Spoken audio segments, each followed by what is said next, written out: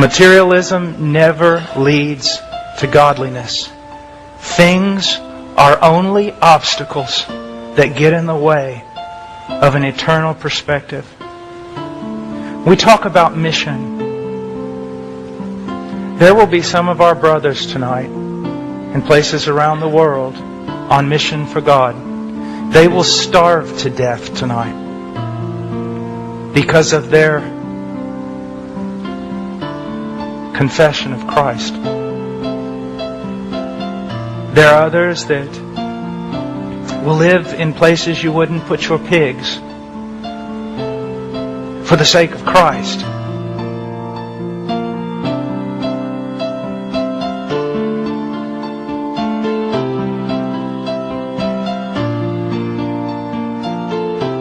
Let me ask you something. How much has Christianity cost you? How much has it really cost you? How much have you had to suffer for the sake of Christ? How much have you lost for Him?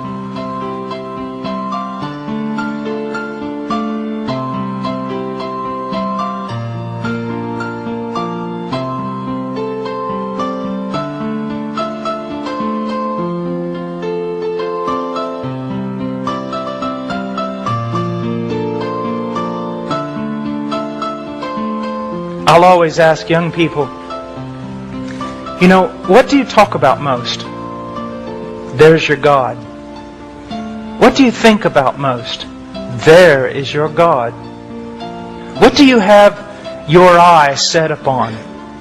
There is your mission, and your God, and your heart, and your treasure.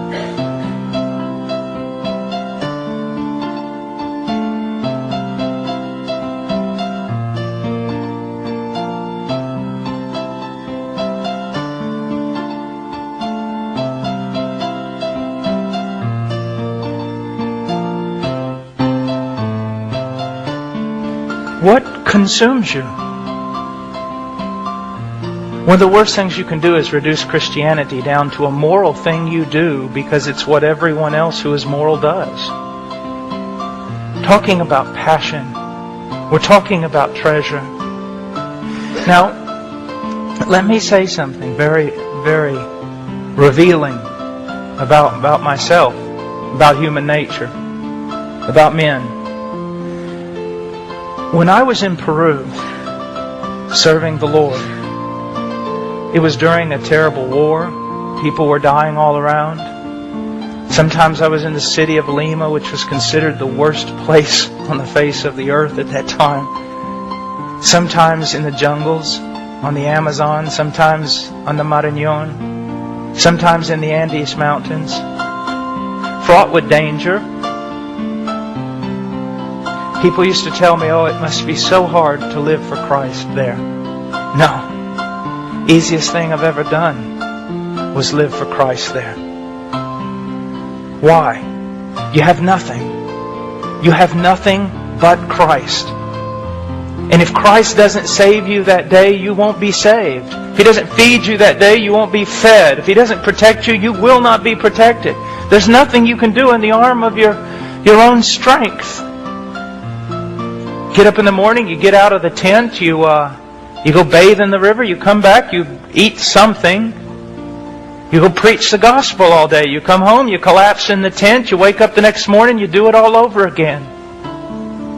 No cars, no homes, no keeping up with the Joneses, no designer clothes, no malls, no anything. Just Christ. And it was so easy to live for Him. It was so easy. It took almost no effort. Because there was nothing competing with Him.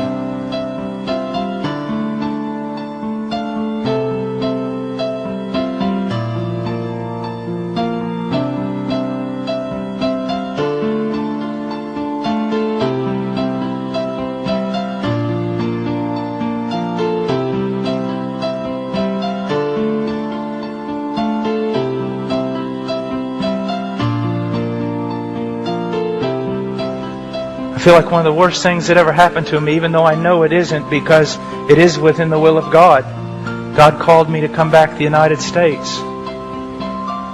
Oh, it was hard. It was horrible. It still is. Try being in Peru in all that poverty and then snap yourself out of there in 1 second and stand in the middle of a North American mall. It'll make you want to puke.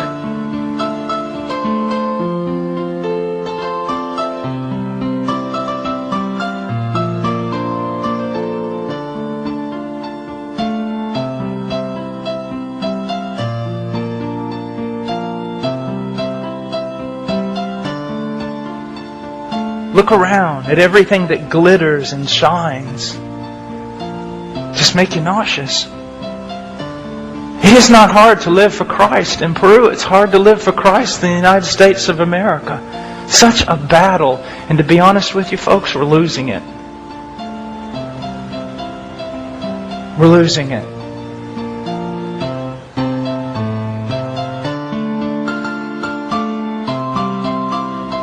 We're losing it.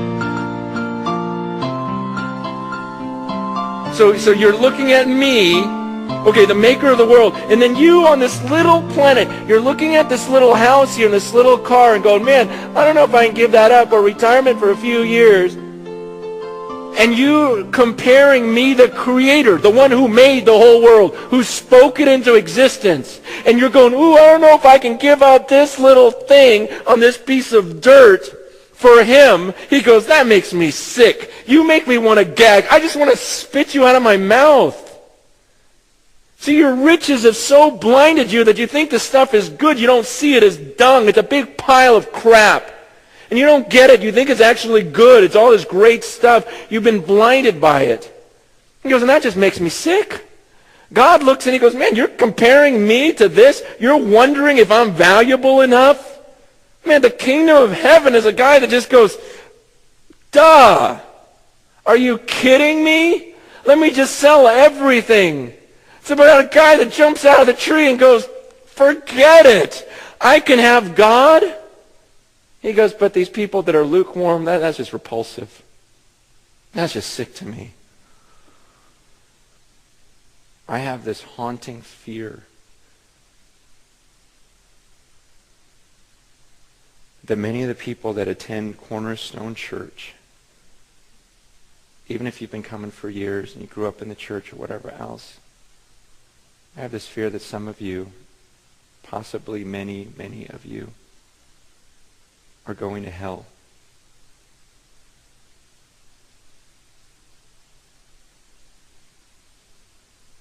It keeps me up at night. I read the Bible and I go, man, the kingdom of heaven's like a guy that just sold out. I told you why I left, because I wasn't sure about myself. I don't even know if I'm a person that really wants the will of God.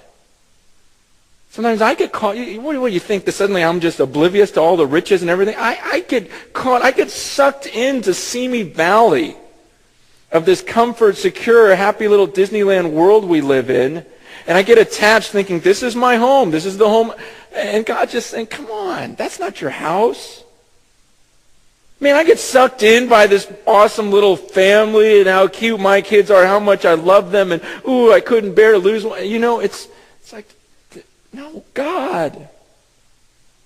And again, I had to go, God, am I lukewarm? Am I a man that even wants your will? I've got to be right about this. Man, and I've said, God, anything, because I see the treasure now. Just give me that, give me that. If you have to take everything else away, you know what? If you have to take away all my stuff, it's just stuff. If you need to take my family away, it's just a family. I'm talking about God. I got to have this. And sometimes I get clouded by the riches and the security that we have here. And that's why God said, it's going to be hard for you. And I will do anything. I will leave. That's what I'm hoping I just show. I'm out of here. If I can't pull it off here, I'm leaving. Maybe I'm just not strong enough. I'd love to think that I could be that man here that lives in this crazy, rich, safe environment and still could care less about all that security and have my eyes focused on God. That's what I want to be. I'd love to be that example here. But if I can't, then I'm out of here. I'll sell everything and just live amongst the poor. Maybe I'm just not strong enough to really have my eyes on God here. But I got to keep fixed on him. I got to be on fire. I'll do whatever. I'll jump ship. I am not going down with the ship. You're saying, wow, you're a terrible captain. I'm sorry. As much as I love you, I love myself far more. And I'm talking about my own salvation here. And again, it's not about works. It's not about earning it. It's just, you ever like when someone's struggling, someone becomes a new believer, and let's say their struggle is drinking. And you just say, you know what, maybe you should just get out of the bar for a little while. Because maybe you're just not quite strong enough to handle it there. And just not wise. I've got a sickness, and it's called comfort, security, riches.